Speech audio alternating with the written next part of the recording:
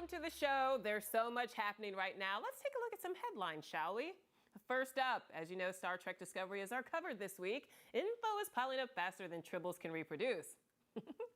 During Comic-Con, Star Trek Discovery's EP revealed that Sonequa Martin Green's character, Michael Burnham, is in fact Spock's adopted sister. Now that's a big surprise for Trek fans who, since Into Darkness, now assume that any mystery character is automatically Khan. Khan! No Khan do. All right. Okay, to sum up, we know the show takes place 10 years before the original. There are ties to the original series, like Rainn Wilson's character Harry Mudd. The only remaining question is, will we get a Scott Bakula cameo? I'll even take his character from Quantum Leap. Next up, Warner Brothers is spending roughly $25 million on reshoots for the upcoming Justice League movie, resulting in scheduling conflicts for the film star. In fact, Henry Cavill is shooting another movie that required him to have a mustache, so in Justice League, the stash will have to be digitally removed in post. It was either that or change his alter ego from Clark Kent to Ned Flanders. Seriously though, seriously. Reshoots are part of making movies, we know that, but how much of the CGI budget is going to de-Magnum P.I. Cavill? I'd suspend disbelief on few stash shots if we could get a couple extra cool fight scenes in there. And finally, Once Upon a Time showrunners revealed there will be an LGBT character in the show's upcoming season. That's great news. They haven't said who it is yet, but the answer should be very illuminating. And by that, I mean I think it's Lumiere. Lumiere? Okay. All right. Well, speaking of big news, we'll be right back with more show. Lumiere.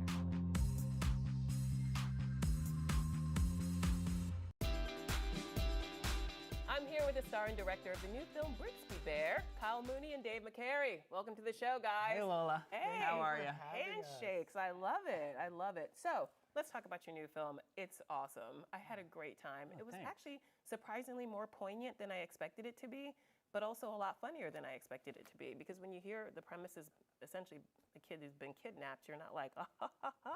Sure. That is very kind of you. Thank you. Well, that's the best. That's great. That's what we wanted.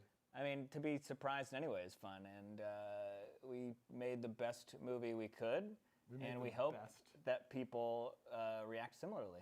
Yeah. You know, someone asked me to describe it, and I said it's a cross between Room and Unbreakable Kimmy Schmidt. I think that's pretty fair. Those are good reference points. I think we also talked a lot about Truman Show and Elf, and there's a movie called Being There, which is a Hal Ashby, Peter Sellers film. Well, then there's, I mean, the movie is about a guy who's obsessed with this TV show, Brigsby Bear, and there's the star of the show right there.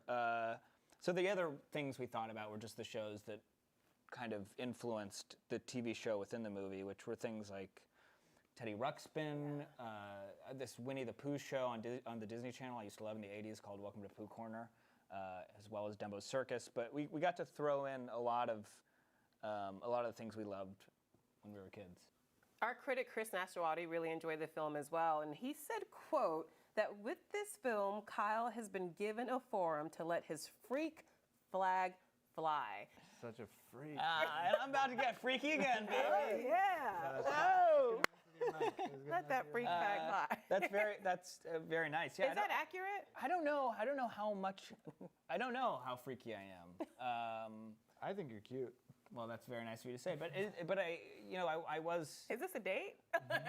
This whole experience has been a date. It's been a wonderful date. I'm fortunate in the sense that I wrote the movie with our friend Kevin Costello, and yeah, it's a cool. You pointed to me. I'm not Kevin Costello. Well, I said our friend. Yeah, but then you also motioned to me.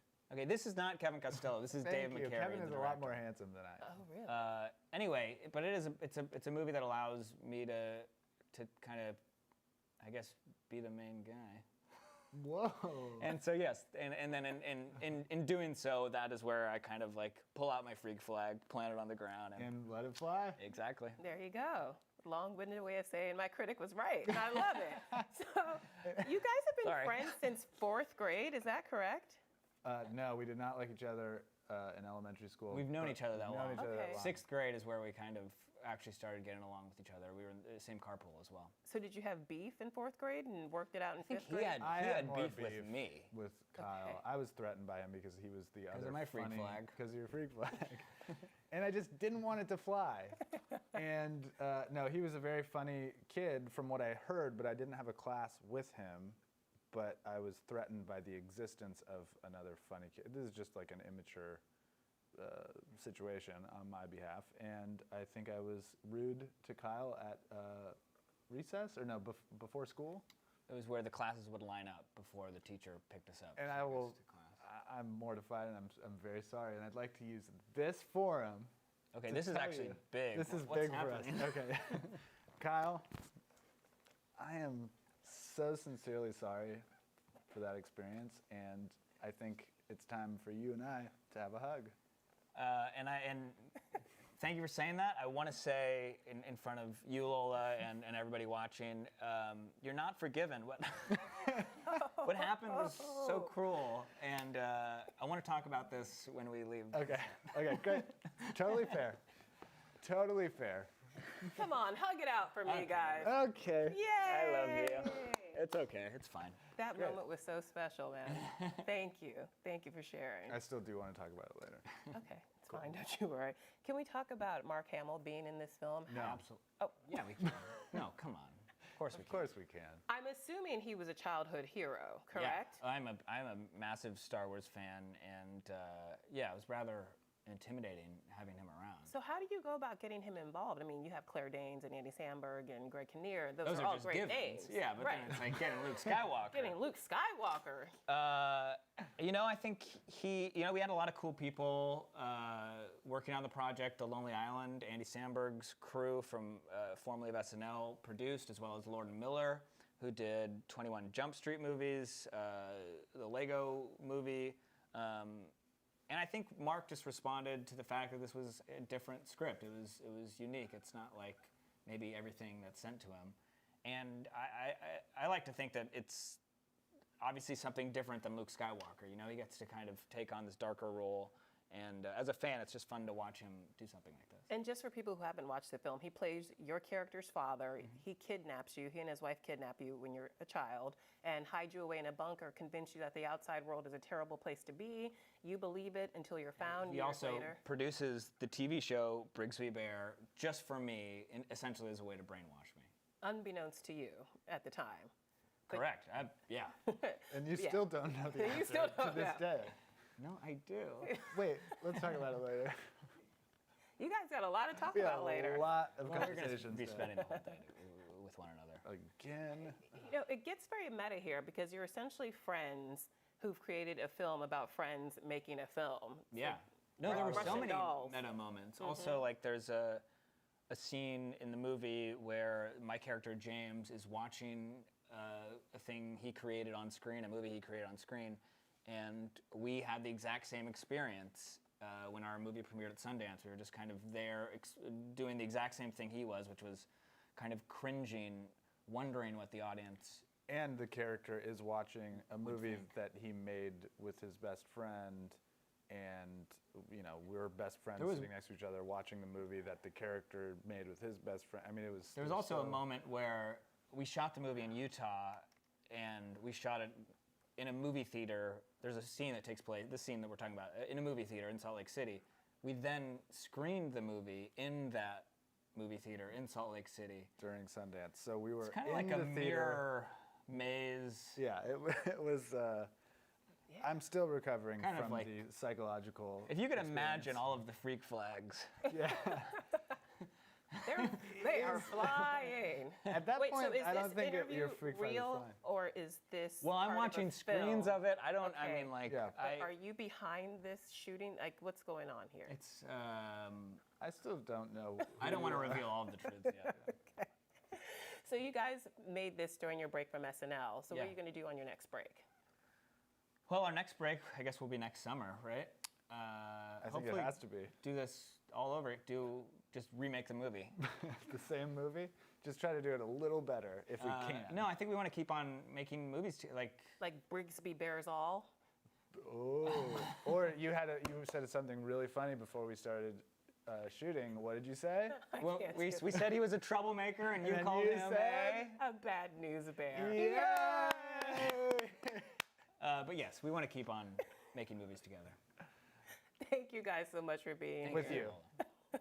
Because we like your sense. You have the same sense of humor as us. I love it. You know what? I'm a freak. So let's get our flags flying, baby. Well, I'm not. You guys can fly flags, but I will appreciate not. it. Right. Kyle and Dave, thanks so much for being here. And Brigsby Bear is in theaters in New York and LA July 28th, and then more places after that. And we'll be right back.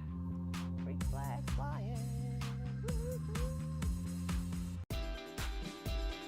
I'm here with Anika Noni Rose from the hit show Power. Welcome, Anika. Thank you, Lola. Okay, so how do you go from playing a Disney princess, Princess Tiana, to playing someone as evil and as sinister as Jukebox? I think the trick is to just take an everyday statement and, just say it like you have something naughty up your sleeve. Sort of evil it up a bit, if you will. Let me see. For example, I'm gonna sub fries for a side salad, dressing on the side. See, it's easy. Or you could maybe say, I self-incorporated this year so I can get a 1099 for my taxes. Damn. Yeah. That's good. How about my pants aren't creased the way I like them. I'm gonna get a steamer. Ooh, I'm scared of steamers now, girl. Well, steamers are deadly. They can burn you. Sure can. Oh, this is actually an egregious crime, so this should be a little easier, maybe for you if you want to try this one afterwards. I bought some coffee that isn't fair trade.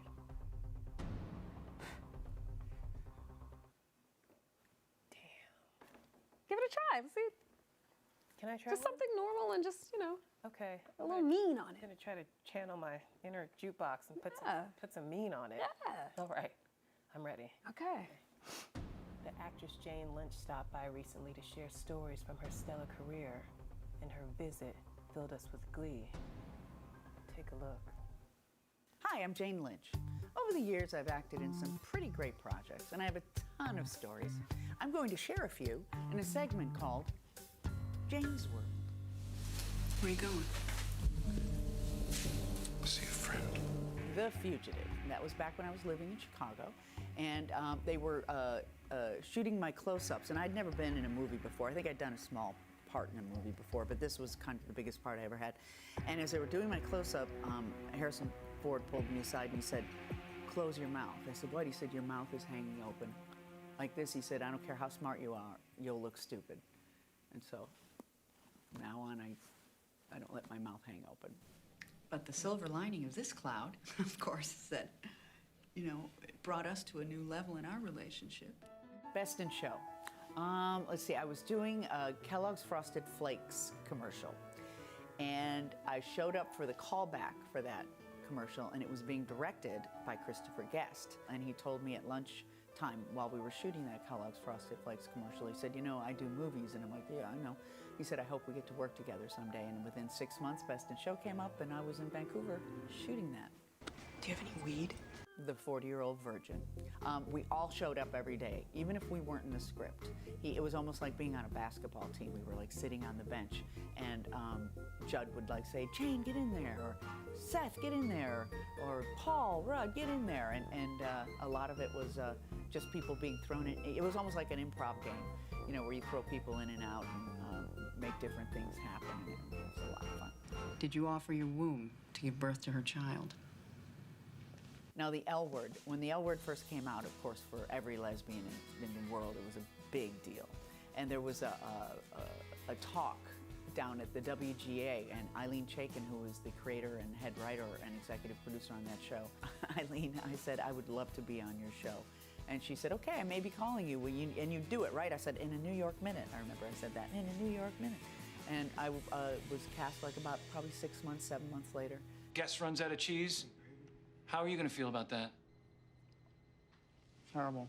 Party Down. That was a happy accident of casting. It was one of those things where we shot the pilot in Rob Thomas, who was the creator and writer, he paid for the pilot himself. He hadn't sold it, so he paid for it, and we shot it in his house. And we all changed, all of us, we had just met. We all changed in the same bedroom, his bedroom, the master bedroom, and we really got to know each other well, and the pilot was such a blast. And when it was picked up for series, it was almost like, really? And that, ladies, gays, in-betweeners, and Hag for Life, is how it's done. When I was first cast in Glee, my character hadn't been written in the pilot. I was added. Kevin Riley, who was running Fox at the time, said to Ryan Murphy, "You need a villain."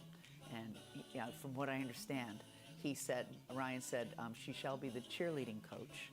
She will be named Sue Sylvester, and she will be played by Jane Lynch," which is, I love to think that that's the truth, and I hope it is. You have the full support of the DOJ. Manhunt, Unabomber. This is Discovery Channel's first scripted series, and I was honored to play the role of Janet Reno, our Attorney General. It's the behind the scenes at the FBI story of how these really brave FBI agents and ultimately the Attorney General making the final decision to publish Ted Kaczynski's manifesto in a newspaper, which is akin to negotiating with terrorists. And I was really proud to play Janet Reno. I was a big fan of hers when she was the Attorney General, and I'm even more of a fan of hers. She had great integrity and independence, and let the facts lead her to where she needed to go in any particular case. And she was handling about 5 or 6 huge cases at the time she was Attorney General.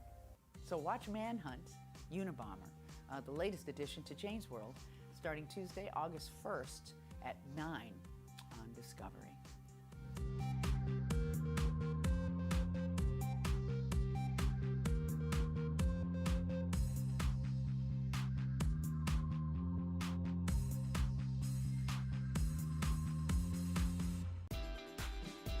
Welcome back. I'm here with the stars from the new series, The Last Tycoon, Mr. Kelsey Grammer, Dominique McGilligan, and Lily Collins. Thank you so much for being here. So I love this show. Yay. I love it. I love it. It's beautiful. It's glamorous. The acting is superb. Congratulations. You have a hit on your hand. Oh, Thanks. thank you. What was it like for you to bring this world of F. Scott Fitzgerald to life?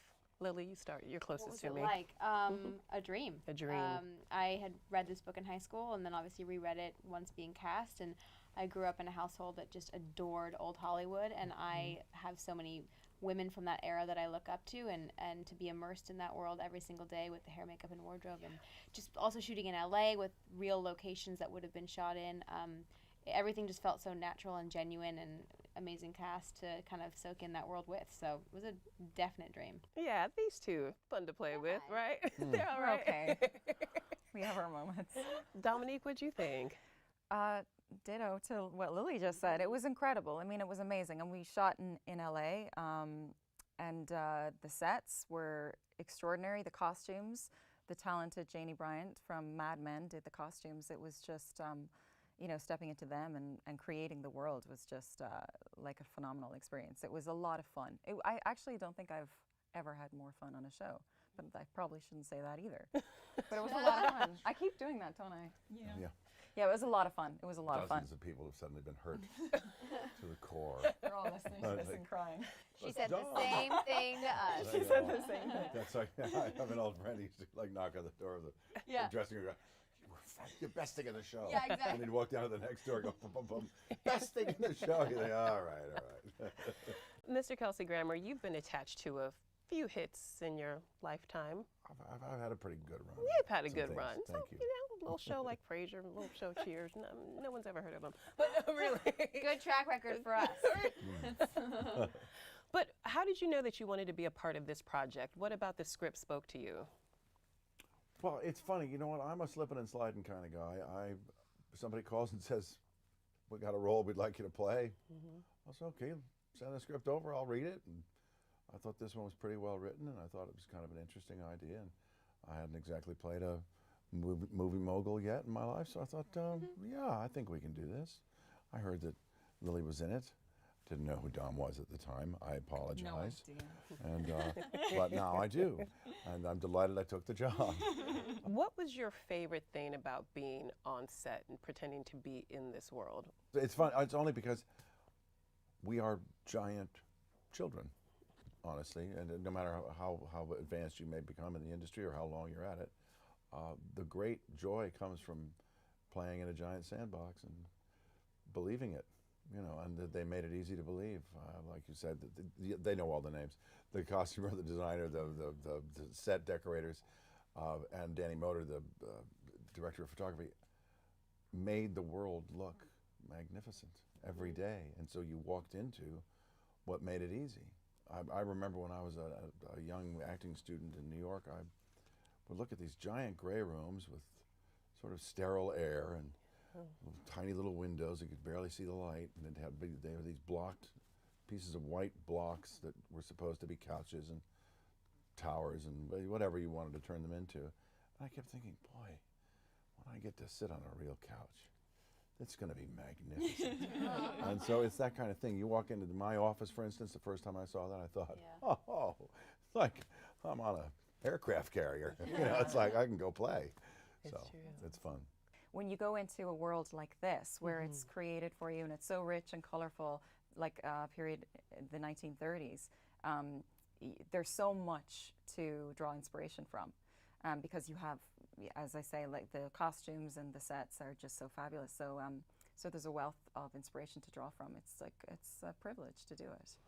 Lily, your character Celia, it was a really tough time to be a woman in Hollywood back in the day. She longs to be a producer like her dad, has the moxie, clearly has the ideas, but again, she was not the best gender for being able to have opportunities fall in your lap unless you did some dubious things sometimes. What was it about that character that spoke to you? Well, it's interesting because, Celia also faces the fact that she's really young. She's 19 in the show, and when I was 16, I was walking into boardrooms of executives at every major, station, pitching talk show ideas that I wanted to do, and I was just a 16-year-old girl with an idea. And everyone was like, "What are you talking about?" I'd go in my little suit jacket with my cell phones and like boards of like all my prep that I had done, and I looked crazy. But Celia has the same like gumption and passion and wants to get the job done, and I saw a real spirit in her that I had, and she's actually doing it. And so I saw in her she was inspiring to me because I want to produce, direct, write, and do things behind the camera one day. So I feel like I get to learn through Celia a little bit of an in. Yeah. So maybe one day I can grow up to be like Celia. Yeah, life will imitate art. Yeah, who knows? I want to talk about the idea that this show was really sort of birthed because fans loved the initial pilot. That puts you in a precarious position, right? Because the work can be good, but if the fans aren't immediately drawn to it, then this show could have never been made. How did you all feel about that, fans having that much influence on what actually makes it to the screen? That's interesting. This new way of watching shows, this binge watching thing, I think actually allows shows a little more life, the opportunity of a real life, a sustained one, than what's happening now in television and on the networks. Because if you don't score right out the box, they usually kill them, and that's too bad. Because Cheers never would have made it. I mean, Seinfeld was the worst testing show in history. Yeah. It turned out okay.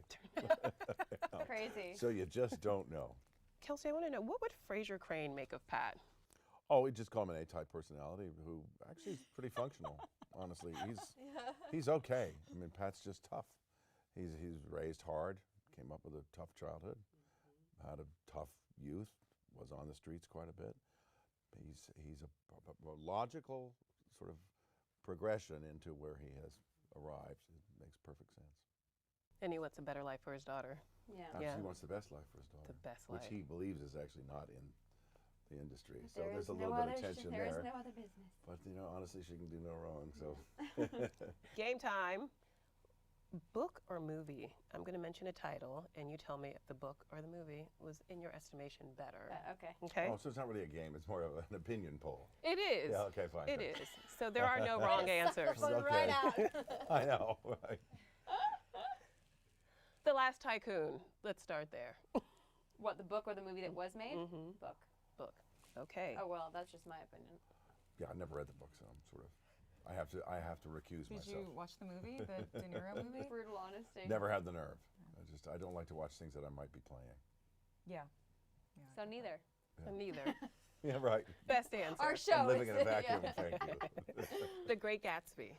Oh boy, tough one because boy, that first one with Robert Redford. Yeah, I was gonna say which version of I the don't movie, know. yeah. Not Leo, I sort Robert. of enjoyed both for different reasons, but I was left rather disappointed after the first one. Honestly, I thought, wait a minute, I read that book. I thought it was better than this. I like Who it. knows? The Godfather. Damn, that's tough. That is tough. Yeah, Yeah. I'm gonna go with the movie. Honestly. The thing about the book is it leaves it so open to interpretation, so you can have your own movie playing in your head when you're reading it. That's true. Which I kind of like. You kind Yeah, of I like like that it. in general. Yeah. Gone with the Wind. Oh man, that's a toughie. Tough one, Because great. I love both, and I love that movie so much. Yeah. So You can that only choose kinda- one. Okay, I'm gonna go because I love Vivian Lee. Yeah, I was gonna say, I was just gonna go adore with She her. kicked ass in She that. just really, Yeah. did. She nailed it. Extraordinary performance. Yeah, Yeah, absolutely. 3 for 3. 3 for 3. Yeah. You guys, 3 for 3. You three were awesome. Do Thank that. you guys so much for being here, and stay tuned. We have more EW the show when we come back.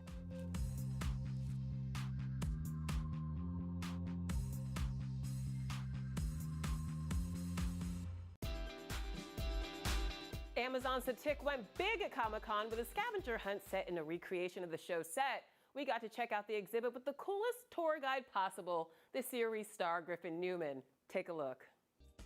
Hello, everybody. My name is Griffin Newman. I play Arthur on The Tick, which is the new Amazon original show, premiering August 25th. I'm here at San Diego Comic-Con outside the Tick Experience, which is a fun scavenger hunt. It's one of those things that the kids like. I haven't gone through the Tick Experience yet. I've gone through the experience of making the show, so I expect it will be just as long and grueling as that. But let's go through and see what it's like. Air conditioning. Okay. This appears to be a replica of Goat's Deli, which is one of the primary locations in our first season, because of course any good superhero show takes place largely in a bodega. I think this is the exact menu board from our set that they copied. This is for the fans. Only true fans will know to order the Meaty Bagel Special, $4.50, which is a little overpriced. Hi, how are you doing? Good. You seem to what? Oh. Oh, God. I didn't get to eat lunch one day because they made me do this. So that's a fun part of the job. This was me just trying to do my best impression of Christopher Lloyd in the video they play before Back to the Future, The Ride, or like the Terminator 2 3D, Battle Across Time. That's what I'm aiming for here. Oh, I'm Arthur. There's a lot of Bluetooth activation our characters go through. Are you the team they sent? I'm one person. Come on, let's go, team. Let's Okay, great. Blue flashing lights. Blue flashing lights. We need to find 7 pieces of evidence. What should we do with the blue flashing lights? Scan them with your wristband. Scan them with our wristband. Okay. Oh, here's the first one. We're trying to find the lights, or we use the lights to find the thing? Okay, I'm not. Oh, there. What about the kazoo? The kazoo is blue. Is that something? Poncho? Poncho? They could be anywhere. Oh, You did it. I did it. I've already found it. Okay. On set, this is where I would hide my Diet Coke so I could drink it in between takes because I don't sleep well and I need caffeine. Oh my God, anywhere. I'm so good at this. How many more do I have? How many more do I need? We just wrapped on Friday. I'm sleep deprived. I'm still stressed out about this. I've been doing interviews for like 27 hours straight. What? Whoa, look at what I found. No, that's how we're gonna go. Oh, gotta go. We gotta go. Okay. Now, this warehouse is a known stronghold for Miss Lynch and the Pyramid. Yeah, I know. Okay, I'm you on know, the show, right? so I've let's because go, right. let's go. We're I gonna read find the the scripts. Okay, I've watched most of the episodes. They're still editing a couple of them. The show's not really, it doesn't really sing until you get the music and the final color timing. I think it gets better from there. Pilots are always weird because you're sort of trying to find your tone. I like to go back and watch it a second time. It's fun, yeah, right. Because sometimes, I feel like the Cheers pilot's an amazing, that's kind of, they establish everything. Oh, I gotta scan this, right? Yeah, okay. That's a thing. Okay, here we go. Okay, here's the thing. Headphones, do I listen to these? WTF. What are the Tick's favorite catchphrases? Need, chum, destiny, all of the above. Those aren't catchphrases, they're just single words. Gotta move. We gotta move. Okay.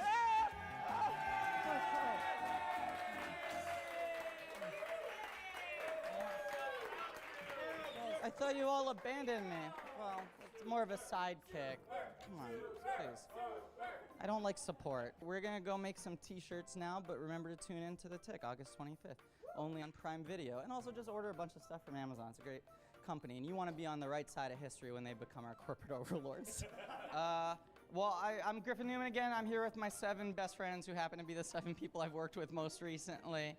We all worked really hard on this show, so please watch The Tick on Amazon Prime Video, August 25th. That's our show. Thanks to all my guests. Don't forget to grab the Star Trek Discovery issue of Entertainment Weekly on newsstands now and at EW.com. Bye.